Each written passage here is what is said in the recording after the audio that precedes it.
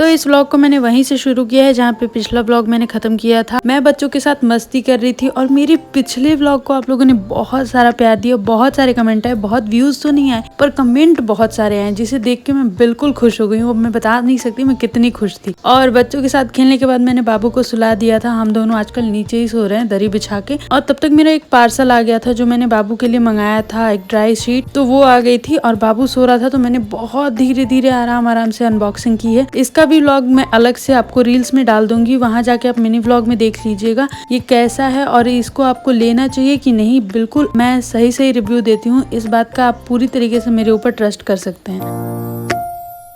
तो अभी शाम को मम्मी आ गई हैं और वो बाबू के साथ बाहर मस्ती कर रहे थे सब लोग मिलके, और बारिश भी हो रही थी और चाची जी के घर से पकौड़े आ गए अच्छे खासे। और उसके बाद मम्मी जलेबी लेके आई थी जिसे मैंने बहुत मजे से खाया है। और साथ के साथ मैं लग गई थी बाबू के ड्राई शीट को चेक करने के लिए। वैसे तो वो जब आया था ना मैंने तभी के तभी उसे लगा के देख लिया था और मैंने उसको चेक भी कर लिया है। मैं उसका जरूर व्लॉग डालूंगी, आप देखिएगा। और अब ना मैं आपको दिखा रही हूँ कि ड्राई शीट के बिना मैं उसके लिए कितनी सारी चीजें बिछाती थी कि जो उसका सुसु होता है वो नीचे ना जाए, क्योंकि मैं उसे बिल्कुल भी डायपर नहीं पहनाती, बिल्कुल भी नहीं। पिछले 2 महीने से तो मैंने उसे एक भी डायपर नहीं पहनाया। सिर्फ अन्नप्राशन के दिन आधा घंटा 1 घंटे के लिए पहनाया था, फिर खोल दिया। उसके बाद से अब तक मैंने उसको एक भी डायपर नहीं पहनाया है।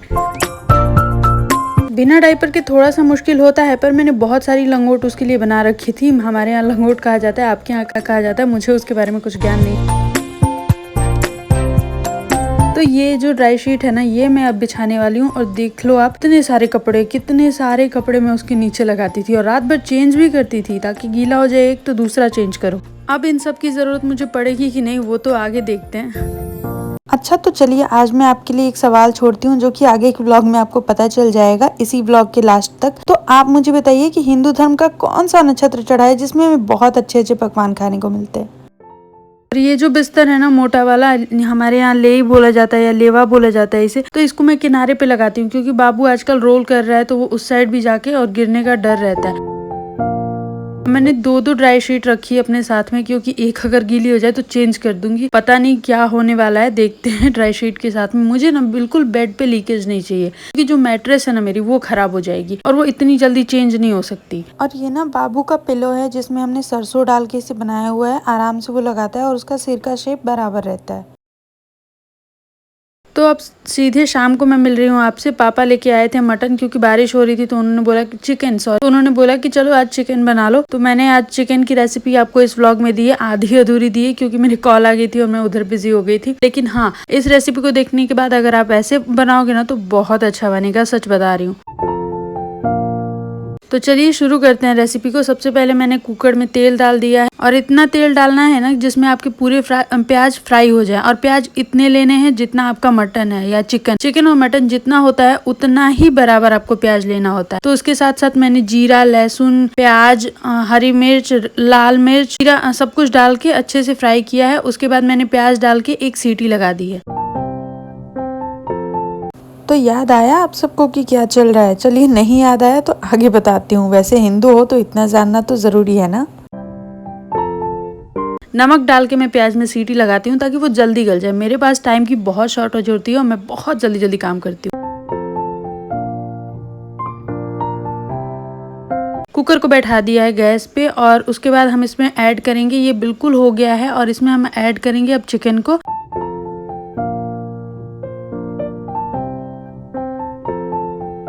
अब हम इसे 10 मिनट के लिए बिल्कुल स्लो फ्लेम पे अच्छे से फ्राई करेंगे जब तक कि एकदम इसका कलर चेंज ना हो जाए। उसके बाद हम ये मसाले डालेंगे। मसालों को मैंने अच्छे से मेंशन नहीं किया आपको, मैं ऐसे ही शॉर्टली बता देती हूँ। इसमें है जीरा, लाल मिर्च, धनिया, काली मिर्च और हल्दी और एक मीट मसाला का पैकेट।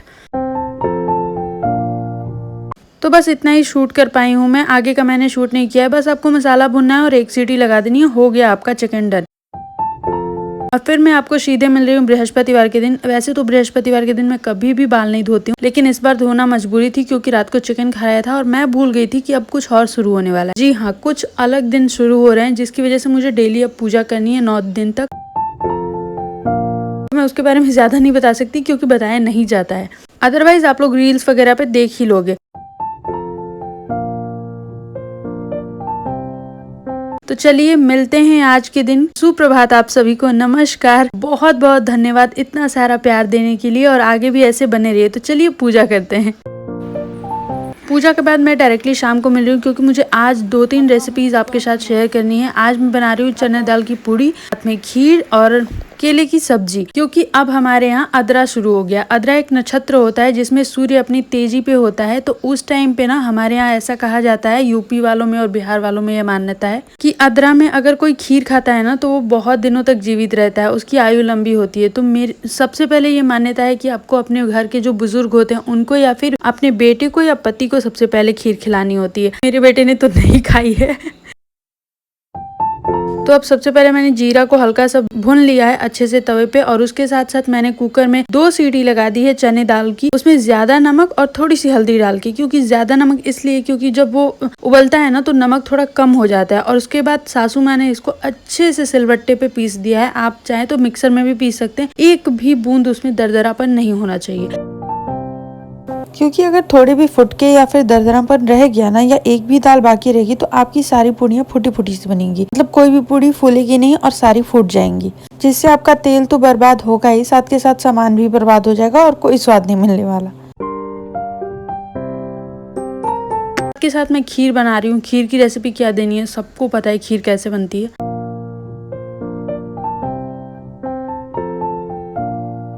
तो चलिए अब केले की सब्जी के लिए सबसे पहले मसाला रेडी कर लेते हैं, जिसके लिए मैंने लिया है 3-4 ठे हरी मिर्च, लहसुन, जीरा और थोड़ी सी काली मिर्च। इसके साथ साथ हम इसमें ऐड करेंगे हल्दी, थोड़ी सी लाल मिर्च। अगर आप चाहो तो कोई रेगुलर मसाला जो आप डेली खाते हो वो भी इसमें ऐड कर सकते हो, लेकिन इसमें प्याज तो बिल्कुल भी नहीं पड़ेगा, लेकिन लहसुन की मात्रा थोड़ी ज्यादा रहेगी।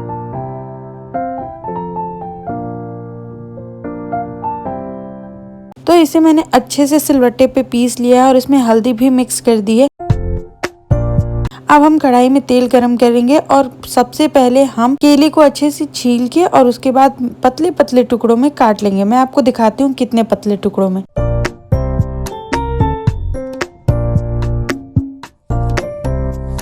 हाँ, ये सब्जी ना सरसों के तेल में ही बनती है, तो इस चीज का ध्यान रखिएगा। और तेल थोड़ा ज्यादा लगता है क्योंकि केला ना तेल और पानी दोनों ही बहुत ज्यादा एब्जॉर्ब करता है अपने अंदर।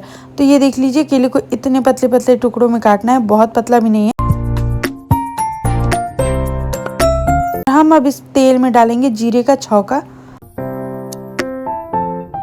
तो मैं दोनों साइड पे इस टाइम पे काम कर रही थी और अभी बहुत उजाला था, जबकि 6:30 हो रहे और बच्चे ना बाहर बाबू के साथ बहुत सारी मस्ती कर रहे थे और मैं उन्हें ही देखने चली गई थी। साथ के साथ मैं वापस आई तो केला मैंने इसमें ऐड किया है तेल में, जो तेल पूरी तरीके से गर्म हो गया था।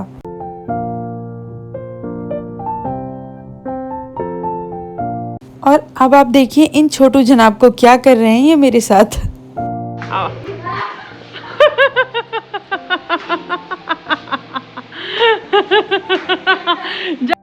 पता है इसने ऐसा क्यों किया? क्योंकि इसे चाहिए था लॉलीपॉप, जो मैं डेली इसे देती हूँ 3 कम से कम। और उसके बदले ये मुझे देते हैं बहुत सारी किसी, बहुत सारी पुच्ची और बहुत सारा प्यार। तो इस प्रपोजल के बाद मैं फिर से लग गई हूँ अपने प्यारे से काम में, क्योंकि इतनी सारी मस्तियों के बाद ना काम भी अच्छा लगने लगता है।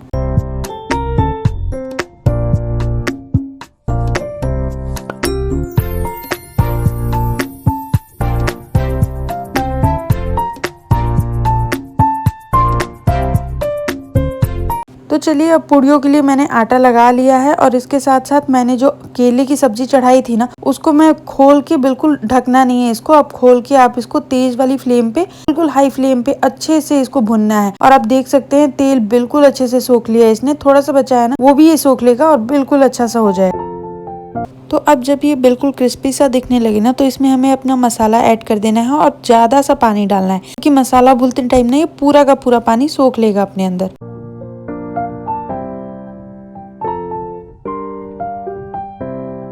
और बस पूरे 5 मिनट भुनने के बाद आपकी सब्जी बहुत अच्छी रेडी हो गई है। हाँ, अगर आपको तेल ऊपर की तरफ चाहिए तो और ज्यादा तेल ऐड करना पड़ेगा, जो कि मुझे बिल्कुल नहीं चाहिए था। अब बनाते हैं पूड़ी, क्योंकि अभी खाना कंप्लीट नहीं हुआ है। पूड़ी बनाने के लिए मैंने पूरन को ले लिया है, इसे पूरन बोला जाता है। और इसे गोल गोल लोइयों में हम भर लेंगे, थोड़ा थोड़ा ही भरेंगे और अच्छे से बेल के एकदम फुली फुली पूड़ियाँ तैयार हैं। तो चलिए इसकी प्लेटिंग भी करेंगे, लेकिन सबसे पहले इन्हें पूरा का पूरा कंप्लीट करें क्योंकि बहुत सारी पूड़ियाँ हैं और चाची के घर से हमारे लिए आया था ताजा ताजा फ्रेश फ्रेश घर का आम, तो हम उन्हें पूड़ियाँ ना दे ऐसा हो ही नहीं सकता।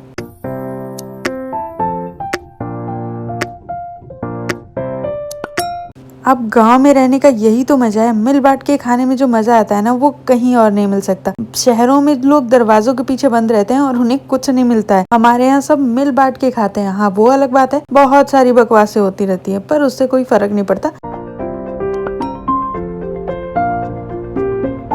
खाओ पियो मौज करो और ऐश में रहो बिल्कुल मेरी तरह।